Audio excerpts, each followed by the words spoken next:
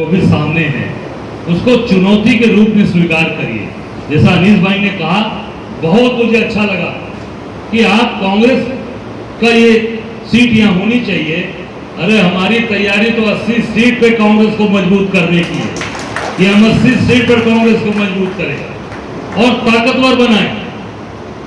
घोषित चुनाव हो रहा है, वहां हमारा कोई कैंडिडेट नहीं लड़ रहा है, तो मैंने बात की राष्ट्रीय नेतृत्व से, राष्ट्रीय नेतृत्व को मैंने समझाया।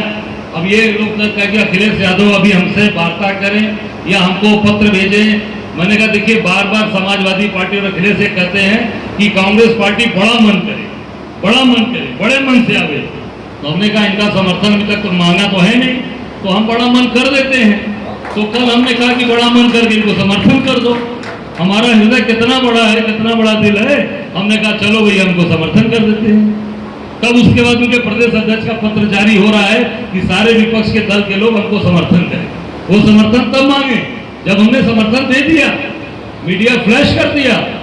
हम लोग का दिल हृदय ये है काम करने, तो हम यही चाहते हैं हम सब ताकत के साथ खड़े रहें और कहीं भी चाहे समझौता होगा या क्या होगा वो तो अलग विषय, पर हमारी ताकत स्ट्रेंथ बढ़नी चाहिए।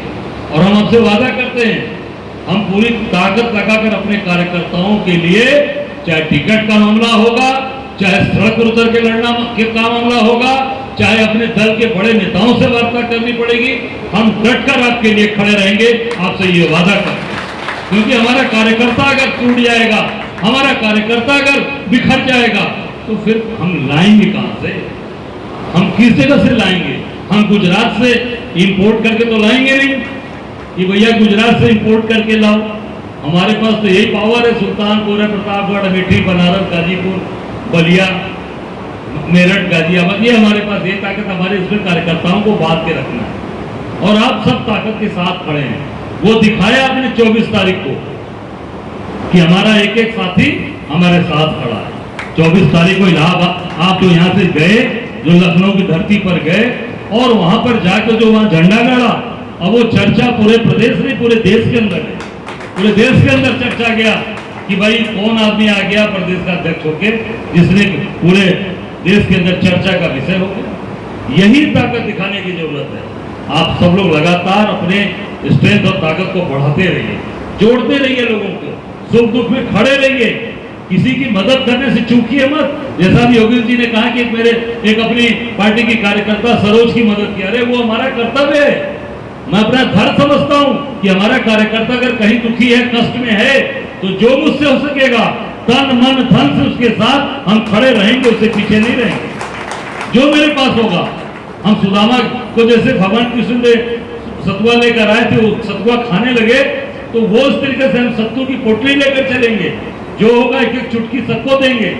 ये नहीं कि सारा का सारा इनकी तरह सारा माल गुजरातियों के हाथ में दे दें। पूरे देश के अंदर गुजराती ठेकेदार आज पूरे देश को लूट रहे हैं। अडानी अंबानी पूरे देश को कब्जा कर रहे हैं। सारे सड़क के काम, सारे बिजली के काम, सभी जितने भी पुल पुलिया के काम है, सब गुजरात के बड़े ठेकेदारों को दे दिया गया। कोई काम है आपके पास? कोई सुल्तानपुर का कोई काम कर रहा हो तो मुझे बता देना। कोई आपके रिश्तेदार नातेदार कहीं काम करो मुझे बता दीजिएगा। सब जगह गुजरात के लोगों को लाके बैठा दिया गया और सारा काम उनसे कराया जा रहा है। इसका जवाब देना है कि हमारे पास अगर पैसा नहीं रहेगा, हमारे बच्चों को नौकरी नहीं मिलेगी, हम आपको वोट देंगे।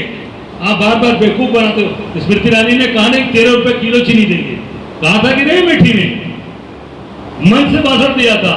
राहुल जी ने तो कभी झूठ नहीं बोला, गांधी परिवार ने तो कभी झूठ नहीं बोला। अब 13 कमल का बटन दबाइए और 13 रुपया वाली चीनी खाइए। का कपू भैया तो मिलल, अमेठी के मिलल नहीं मिला ना, सुल्तानपुर का छोड़ दीजिए। तो ये सारी चीजें इसका जवाब देने का। तो झूठ बोल 2 करोड़ को नौकरी दे देंगे, बोला ना मोदी ने। 2 करोड़ को नौकरी ऐसे ही 15 काला धन आएगा, 15 लाख रुपया ऐसे मिल जाए। काला धन आया, लिस्ट भी आ गई थी। लिस्ट किसके हाथ में थी? क्या नाम था जो फाइनेंस मिनिस्टर थे? अरुण जेटली के हाथ में। तो अरुण जेटली जी चले गए, उन्हीं के साथ वो लिस्ट भी चली गई, काले धन वाली, वो भी चल गई। ये हल कर दिया है लोगों ने, बस जनता को भ्रमित करना, झूठ बोलना। जेल जाएंगे ये लोग, सबको जेल भेज देंगे। कहां किसी भ्रष्टाचार जेल भेजो एक आदमी को ना, भेजो। हम तो बोल रहे हैं भेजो, कहीं चोरी बेमानी भ्रष्टाचार किया हो आप भेजो। और भाजपा के लोग उठा के आप देख लीजिए, इनकी कलई धीरे धीरे इतनी खुलेगी कि अंदाजा नहीं है। कितना मीडिया मैनेजमेंट करोगे, कितना अखबार में फर्स्ट पहले पेज पे अपनी खबर छपवाओगे, कितना ऐड दोगे, कितना टीवी पर ऐड देके अपनी महिमा मंडित करोगे, अपना बखान कराओगे। इस सब का जवाब जनता देने वाली है 24 को। बस अपने लोग सड़क पर रहे, सड़क पर बैठिए, 8 महीना घर मत बैठिए, सड़क पर रहिए, लोगों के बीच में बने रहिए, संघर्ष करिए। और आप कहीं पर भी अगर आपको संघर्ष में दिक्कत आएगी, कहीं भी परेशानी आएगी, मैं प्रदेश अध्यक्ष के नाते कहता हूं, सबसे पहले वहां उपस्थित रहूंगा, ये आपसे वादा करता हूं। कहीं कोई आपका कोई हित नहीं कर पाएगा, क्योंकि हम सब लोग उसके ऊपर आंच नहीं आने दी जाएगी। कार्यकर्ता रोकना, जिला प्रदेश अध्यक्ष हमें, प्रदेश अध्यक्ष को रोक दिया जाएगा तो कहां खड़े हो पाएंगे आप? इस नाते हम सब लोग को मुट्ठी बांध कर लड़ना है। भूल जाइए पुरानी नई बातें, सारी चीजों को लेकर लड़िए। देश बचाना है, राष्ट्र बचाना है। अगर हम नहीं कर पाए तो जनता हमको माफ कभी नहीं करेगी। फिर आप भूल जाइएगा शासन सत्ता कभी। और 2024 मैं कहना चाहूंगा लोगों से, अगर आपने 2024 में झंडा गाड़ दिया तो मैं आपको इस सुल्तानपुर की इस बहादुर धरती से कहा के जा रहा हूं, 2027 आपका होगा, कांग्रेस पार्टी का होगा। दुनिया की कोई ताकत नहीं रोक पाएगी। आपके सारे नौजवान, सारे वरिष्ठ लोग, जितने भी लोग चाहते होंगे आगे भविष्य राजनीति में, जो कांग्रेस में किसान, मजदूर, महिला, सब आज देख लीजिए उठा के महिलाओं के हत्यारों को छोड़ा जा रहा है, महिलाओं के हत्यारों को छोड़ा जा रहा है। जो लगातार जो नाम आप देख लीजिए, साक्षी महाराज से शुरू करिए, चले जाइए चिमियानंद से ले लीजिए, कुलदीप सेंगर से ले लीजिए, वर्तमान अमर बड़ी को, सब महिला की हत्याओं में बंद, उनकी हत्या, उनके बलात्कार करके उनको मार डाला। ये महिला विरोधी सरकार है, महिलाएं असुरक्षित महसूस कर रही है। पर चिंता मत करिए, कांग्रेस का एक सिपाही, हम सब लोग खड़े रहेंगे, संघर्ष करेंगे। आज ये चाय पे केवल एक सम्मान आप लोगों ने कर दिया, इसके लिए मैं हृदय से आभारी हूँ। और जरूर पूरी ताकत के परिवार के सदस्य की तरह हो गए। इसी 12 जिले ने मुझे बल दिया, अमेठी, सुल्तानपुर, जोधार, उसके साथ कुकर्म कर रहा था, उसके साथ बलात्कार कर रहा था 1.5 साल से। और वहां के पुलिस प्रशासन उस बिटिया उसकी मां से मिले, गर्भपात करा दिया, दवा देकर। वो लड़की जीवन और मरण से जूझ रही थी, पर वहां के डॉक्टरों ने मेहनत करके बचा लिया। आर्मी का रिटायर्ड डॉक्टर था, उसने बचा लिया, कानपुर का रहने वाला था बेचारा। मैं उसको जाके धन्यवाद दिया। और उस दिन वो डटे, हमने जोड़ा मणिपुर और मिर्जापुर। मणिपुर में जो महिलाओं के साथ अत्याचार अन्याय, जो बलात्कार कर रहे हैं, मिर्जापुर में जो बलात्कार कर रहे हैं, भाजपा के लोग उनकी रक्षा कर रहे हैं, भाजपा के लोग उनको बचा रहे हैं। उसके बाद हमारा एक डेलीगेशन फिर गया दोबारा पूछने के लिए कि एसपी साहब इसमें हुआ क्या अभी तक। एसपी की हवा खराब हो गई, हवा खराब हो गई। उसमें हम मकसूद खां थे, हमारे जो उपाध्यक्ष हैं, हमारे उसमें देवेंद्र सिंह, सभी लोग, सारे पार्टियों की सारे लोग उसमें गए थे। जाके डेलीगेशन गया, 12 बजे का समय दिया एसपी ने, भाग गया, कहा नहीं 3 बजे मिलेंगे।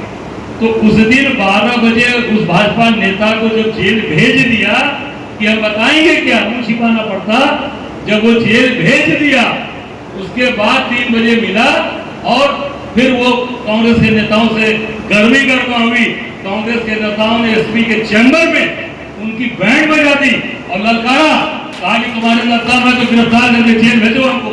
एसएसपी के ऑफिस में ललकारा और कुछ नहीं कर पाए। पूरा प्रशासन, सीओ, सारे थानेदार खड़े थे, कोई एक भी हिला नहीं, कुछ नहीं कर पाए। हमारे लोगों ने दबाव बनाया और उसके बाद जब हम लोगों ने मीडिया में दबाव कस के बनाया, 2 दिन बाद उसका ट्रांसफर मिर्जापुर से मुख्यालय, उनको योगी जी को मिर्जापुर से हटा के लखनऊ मुख्यालय में उसको अटैच करना पड़ा। ये ताकत है कांग्रेस की। ये इस समय आपके आगे नतमस्तक हो जाएगा। जितने सरकारी अधिकारी, कर्मचारी, सभी लोग ये जानते हैं कि इनके पास लड़ने वाली टीम पड़ी है, ये हटेंगे नहीं।